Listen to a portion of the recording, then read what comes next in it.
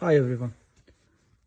This short video shows how we uninstall the RAM from motherboard, clean it, and then put it back.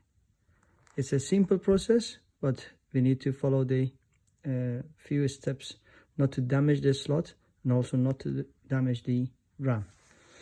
There are notches on each side of the RAM. They have to be fully in.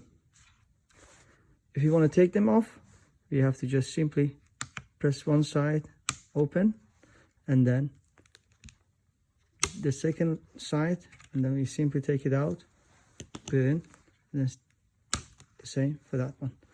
So first we open each side, then while we're holding the RAM, open one and take it out. Now each RAM has got a gold connector. Manufacturer use gold because they want best connectivity, even though it's expensive, but they still put golds. So a slight residue or dust will change the current, and even though you might not be able to see it, when the RAM is in high data rate transfer, every single pin of these get used, and if there is a small dust on it, then it will change the current and you get a blue screen. To resolve that, we take the RAM out, we use a cloth, we use a bit of alcohol,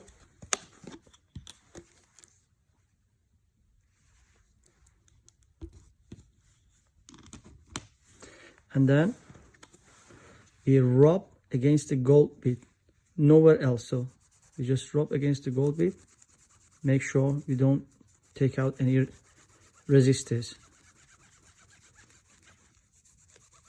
And when we've done that, we take a good look and we see a small thing here there still. So I'm going to clean that bit as well.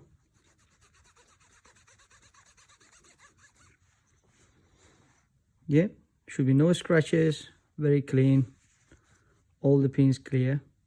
And then make sure the notch on the RAM is alongside the notch on the motherboard, otherwise either RAM or motherboard will get broken. So we put from one corner, we put it like that, and then press first one corner, make a tick sound, and then press the second. Make sure it is in. We do repeat this process for the second one.